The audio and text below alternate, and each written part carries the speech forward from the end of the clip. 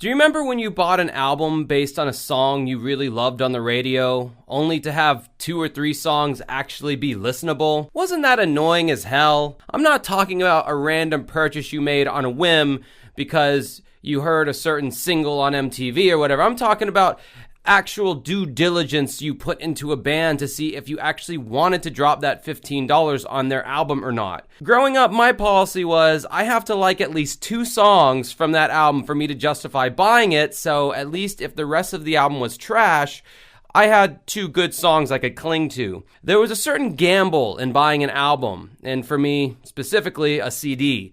CDs were my commonplace, and given my collection, I wasn't fucking around.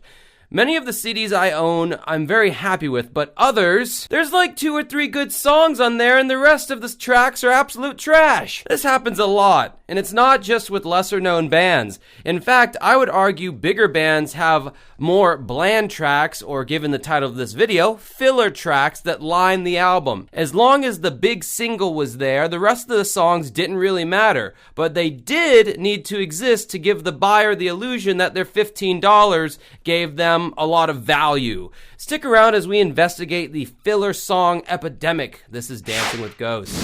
Filler songs are something that we've all encountered if you've listened to even more than just 2 songs off an album by any artist. Not all artists are guilty of this, but most are.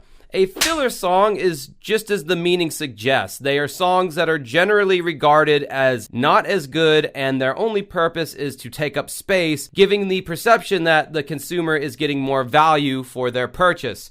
In modern day terms, this has transformed into a term deemed stream trolling, but we're getting ahead of ourselves. Back in the days of vinyl records, filler songs were way less common. First off, vinyl records could only hold about half as much song data as a compact discs, so the songs that were included had to really pack a punch. This rule doesn't hold as an absolute truth, but most bands that blew up before the advent of CDs tended to put more effort into a smaller batch of songs given the physical media data constraints. If you wrote 20 songs but a record could only hold 10, you had some decisions that had to be made.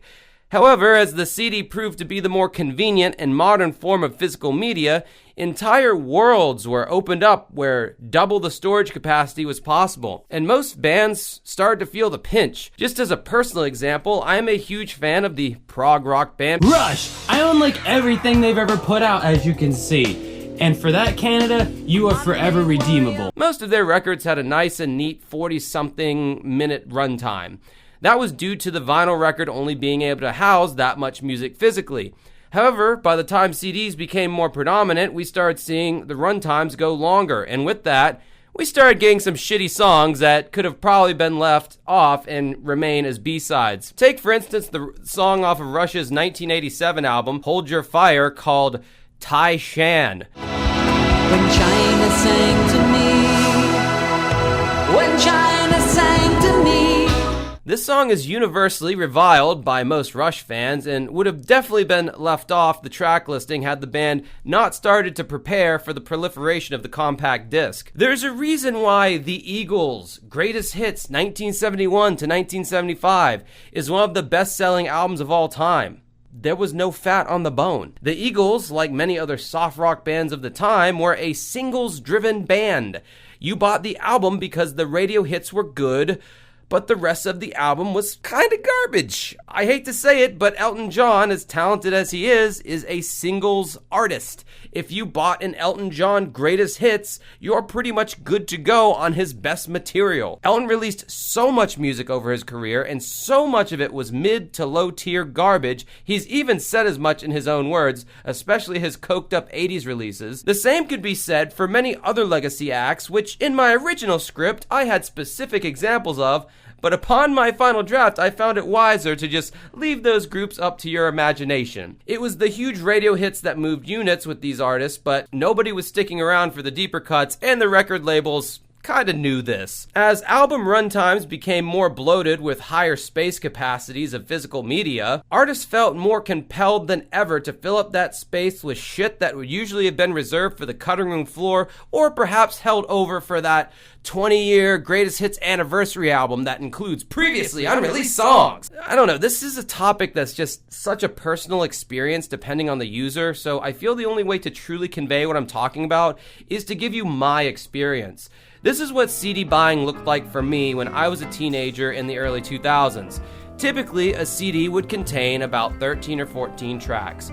The total runtime would be between 50 to 65 minutes. The strongest tracks were typically on the first half of the album, with maybe one strong song saved as the closer, and seemingly tracks 8 through 12 were either not nearly as strong or were just complete throwaways. Just some examples in my own collection, for instance, and though I do love this band, Alice in Chains had some lengthy albums that, aside from their EPs, never dipped below 50 minutes of runtime, and I would say there were definitely some filler songs on these records.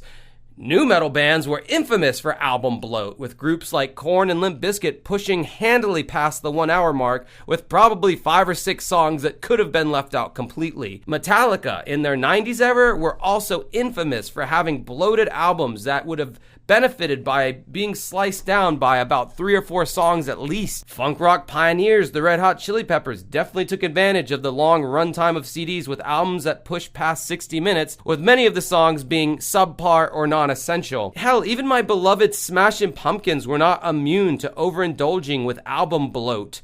They could mainly be accused of this with the post-breakup albums such as Oceania and Sear, but especially their triple album Autumn. But even with the classic Melancholy and the Infinite Sadness double album, they had a good 6 or 7 songs I would have removed, seeing as it was already a double album to begin with. Rappers definitely took major advantage of longer runtimes, with albums packed full of skits and other bullshit that demanded a lot of time from the listener if they were going to finish the experience in one sitting. Eminem's breakthrough Marshall Mathers LP came in at a whopping 72 minutes. And that's not a deluxe edition, that's just the original album. But now we're in the digital age where anybody can just listen to whatever song they choose. They can add that song to a playlist with the other singles they like from other bands and not have to bother with the filler at all. This listening trend has caused most artists to drip out one song at a time to give that song the most chance of being listened to. This was a hard concept for me to grasp at one point because I wanted my band, Dancing with Ghosts, to release an entire new album all at once. I wanted to present our listeners with 12 brand new songs they'd never heard before, but my singer Ari, pictured here, told me that that's not how artists release music these days. And once I opened my eyes to new artists and not legacy artists, which are the artists that I typically listen to, I realized she was right. It's probably the smartest way to get people to listen to a song that may go unloved if it's, say, a track 10 of a 14-track album. People just don't have that attention span anymore. Now, the other method of releasing music on streaming was something I alluded to at the beginning of this video, stream trolling. This is the exact opposite approach of what I just described. Instead of dripping out one song at a time, you hit people with a shit ton of songs all at once or release multiple volumes of music in a short span of time. The logic behind this method is that instead of, say, 100,000 people listening to one good song, various clusters of 100 people here, 1,000 people there, will listen to a bunch of lackluster songs with maybe 2 or 3 good ones in the mix. I feel like the Smashing Pumpkins did this with the release of their triple album Autumn. It was 3 albums that dropped in fairly short succession, and most of it was garbage. If the traditional music industry was still a thing, I believe this album would have been boiled down to 1 or 2 albums at most, and it would have been much stronger for it. The rap group Ray Shremmerd dropped an album in 2028 called SR3MM, which contained 3 albums at a total of 27 tracks with a runtime of almost 2 hours.